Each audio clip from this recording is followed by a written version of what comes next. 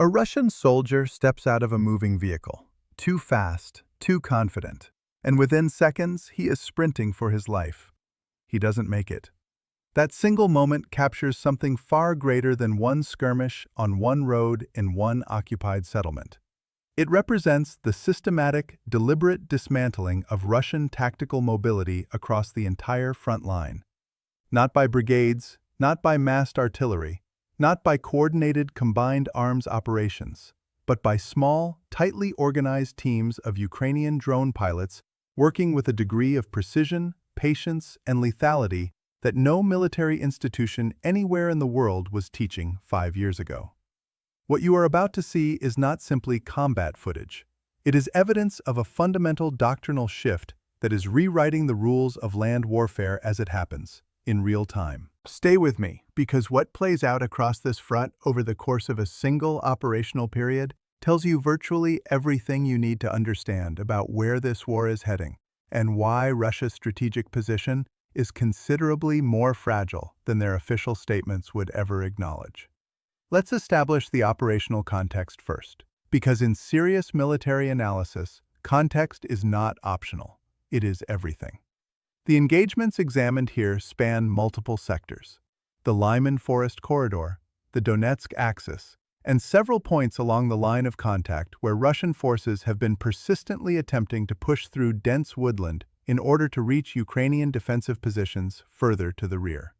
These are not random or opportunistic skirmishes. These are deliberate Russian probing operations, calculated attempts to identify weak points, test Ukrainian reaction times, and move logistics and personnel through terrain that was once considered relatively safe from aerial observation. That assumption, that forests offer concealment, that moving quickly through a town center provides protection, that parking a vehicle inside a tree line makes it effectively invisible, has become one of the most lethal miscalculations any Russian field commander can make on this battlefield. The footage analyzed here proves exactly why. We begin with the Lyman sector, and we begin there deliberately, because Lyman has remained one of the most persistently contested corridors on the Eastern Front for well over a year.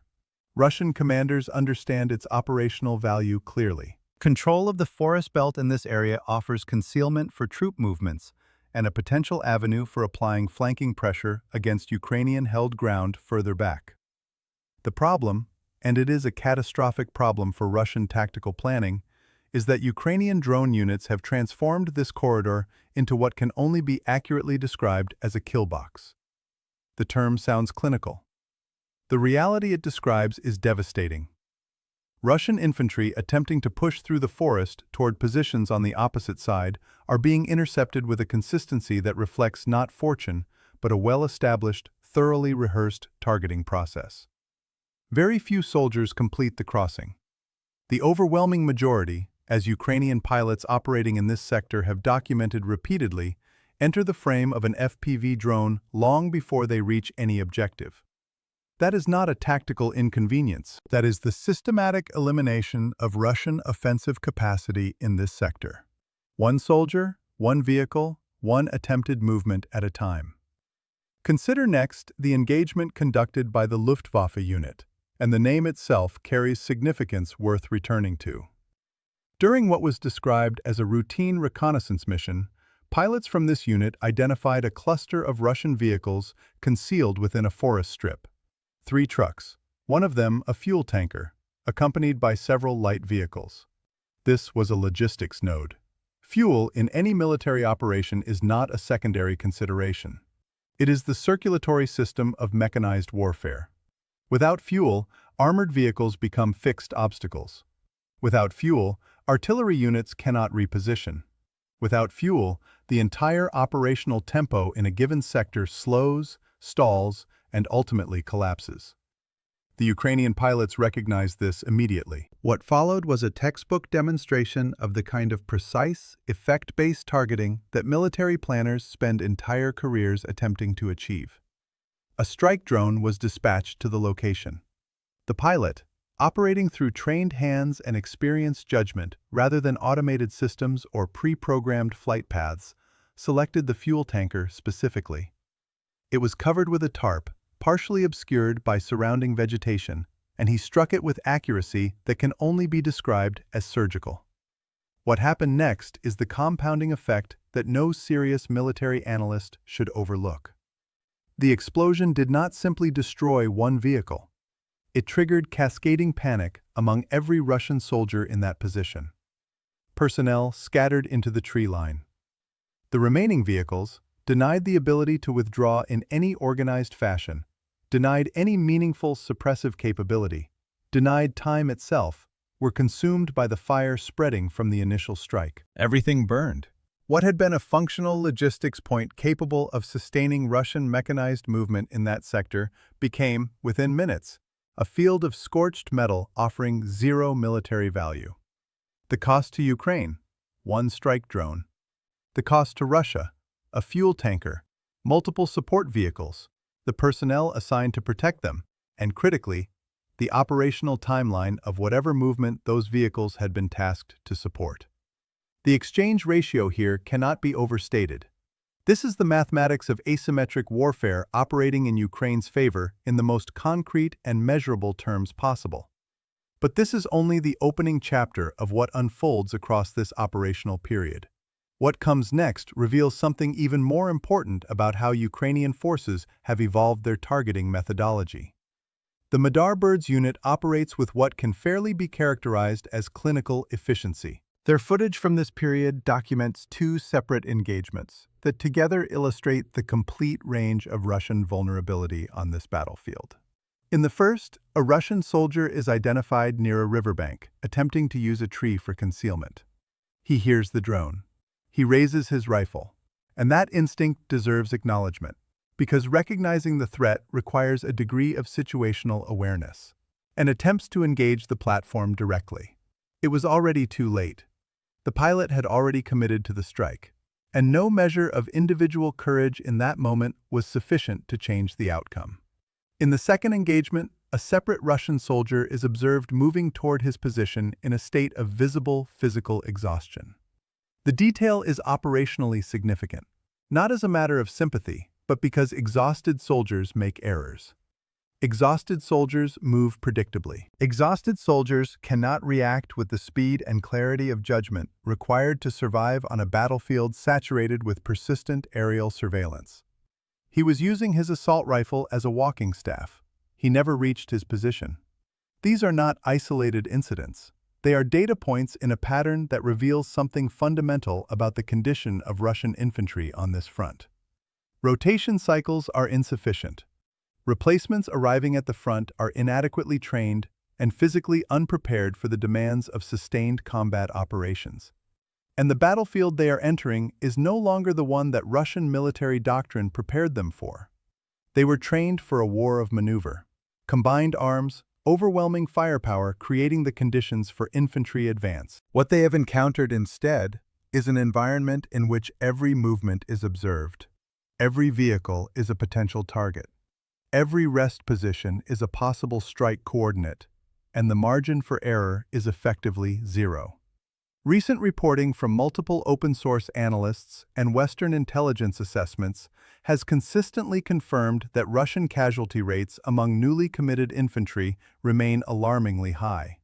A direct reflection of this doctrinal mismatch between what soldiers were trained to expect and what they actually face upon arrival. The next series of engagements shifts the focus from personnel to infrastructure. And that shift reveals the full depth of Ukrainian drone capability during this period.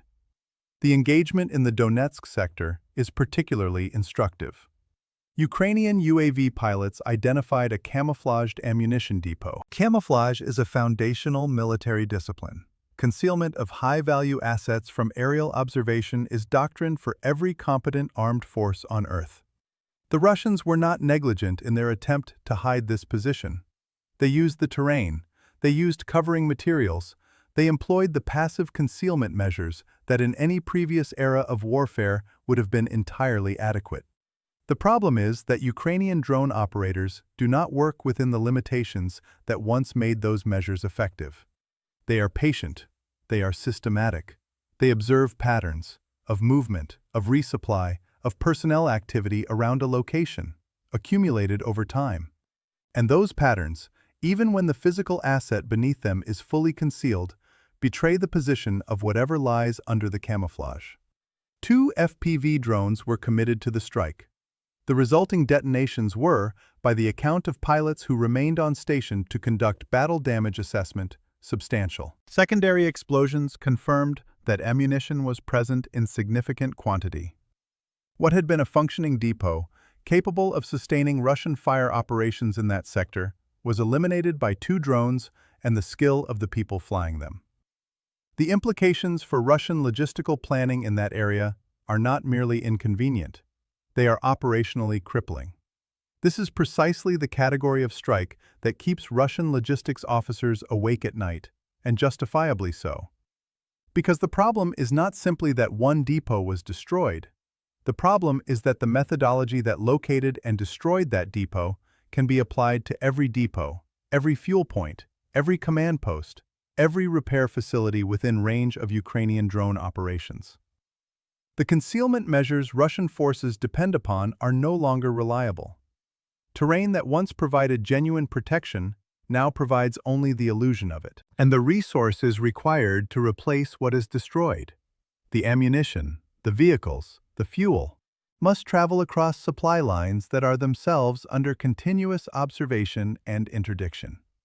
The cumulative effect of sustained drone operations on Russian logistical capacity is one of the most underreported strategic factors in this entire war, and it deserves considerably more analytical attention than it currently receives in Western commentary. What happens next in this operational timeline introduces a different category of target entirely, and the engagement involving the BM-27 Uragan multiple rocket launcher fundamentally changes the calculus of the entire period. The Uragan is not a tactical asset.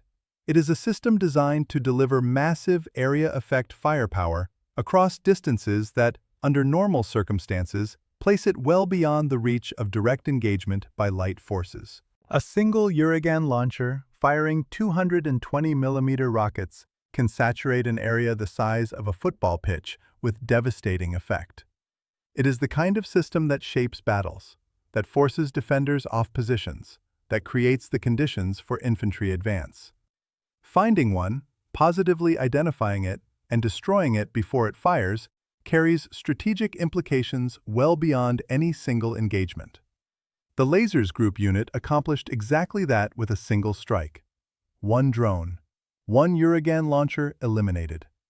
The explosion was of sufficient magnitude that the striking drone itself was lost to the blast radius, which tells you precisely how much destructive potential was removed from the Russian order of battle in that sector with one well-executed strike.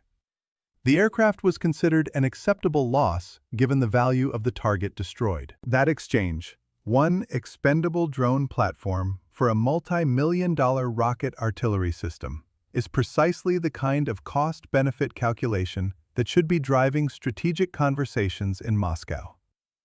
The available evidence suggests it is not driving nearly enough of them. Following the destruction of the Uragan launcher, the Lasers Group unit did not stand down. Their pilots continued working through the target list with the methodical persistence that separates elite units from average ones. A Russian command and staff vehicle, the kind of asset that houses communications equipment, operational maps, planning materials, and the officers responsible for coordinating activity across that sector, was identified concealed within the same forest position. Command and staff vehicles are priority targets for a reason that extends well beyond the hardware itself. Destroy the vehicle and you destroy the network. You sever the communications architecture. You eliminate the officers who carry the operational picture in their heads, who understand the positions, the timelines, the relationships between units, and who are responsible for translating orders from higher command into coordinated action on the ground. The chaos that follows the destruction of a command node is not purely logistical. It is psychological. Units that lose command coherence default to inaction, to confusion, to decisions made without adequate situational awareness. The Lasers Group understood this. 2 additional Russian trucks in the same position were struck before the unit concluded their operational period. What had presumably been considered a reasonably secure staging area was left without vehicles, without command capability, without fuel, and without any meaningful capacity to continue supporting Russian operations in that sector. All of it accomplished without a single Ukrainian soldier entering direct fire range. The Signum Battalion engagement that follows deserves its own careful consideration, because it illustrates a dimension of this drone warfare that is easy to undervalue when attention is focused on vehicle kills and depot destructions. A Russian soldier on a motorcycle, moving alone toward Ukrainian positions. This is not a logistics convoy. This is not a command asset. This is a single individual moving at speed, presumably carrying information, orders, or equipment between positions. In any previous era, that soldier would have been functionally invisible to Ukrainian forces. Too fast, too small, too isolated to track and engage with conventional means. The FPV drone changed that calculation permanently. No target is too small. No movement is too brief. No individual is beyond reach if a pilot has eyes on him and power in his aircraft. This strike represents proof that Russian forces cannot move personnel between positions, cannot conduct messenger runs, cannot perform the basic coordination functions of unit-level command without accepting a genuine risk of aerial interdiction. That constraint, applied consistently across a front line spanning hundreds of kilometers, degrades Russian command and control at its most fundamental level. What follows in the operational footage: shelters destroyed, infantry positions struck, vehicles eliminated in staging areas and on road shoulders, might appear in isolation to be a collection of tactical episodes. Viewed together through the analytical framework applied throughout this assessment, they represent something considerably more consequential. They represent the systematic dismantling of Russian operational presence across these sectors. Not through a single decisive engagement, not through a dramatic breakthrough or sweeping maneuver, but through the relentless, methodical elimination of everything Russian forces need to sustain operations. Fuel, ammunition, vehicles, shelters, personnel, command nodes. One strike at a time across every hour of every operational day. The accumulated weight of that pressure is what breaks armies. Not one catastrophic defeat, but the slow, grinding attrition of capability until a force can no longer perform its basic functions. Ukrainian drone units are accelerating that process with remarkable and growing efficiency. This brings us to the unit whose name carries the greatest symbolic weight in this entire operational period: Luftwaffe. The name derives from the German word for Air Force, and the choice was not accidental. It is a statement of intent, a declaration of what this unit aspires to achieve and what, by the evidence of its operational record, it has already achieved within its sector. Full air dominance. Not the kind purchased with fifth-generation fighter aircraft and billion-dollar procurement budgets. Not the kind that requires aircraft carriers and strategic bombers and the industrial base of a major world power to sustain. The kind achieved with trained pilots, reliable communications, quality drone platforms, and the experience that accumulates from flying real combat missions against a real adversary every single day. Luftwaffe works through what its operators describe as a classic target triad: infantry transport, shelters, and vehicles, with a consistency and thoroughness that leaves no gaps and no missed opportunities within their sector. Every target that can be struck is struck. Every position that can be observed is observed. The Russian forces opposite this unit are not facing periodic harassment. They are facing continuous, unrelenting aerial pressure that denies them the capacity to function as a coherent military organization. What this means at the strategic level is a point that Western policymakers and military analysts must internalize with considerably greater urgency than current discourse typically reflects. The transformation of air dominance from an expensive, platform-centric capability into an affordable, personnel-centric one has permanently altered the military balance of power calculus. States and non-state actors that previously accepted their inability to contest the air, because they lacked the resources to field conventional air forces, now have a viable alternative. Units like Luftwaffe have demonstrated that a team of skilled, motivated pilots operating relatively affordable drone platforms can achieve effects over their sector of the front that were previously attainable only through dedicated aviation assets.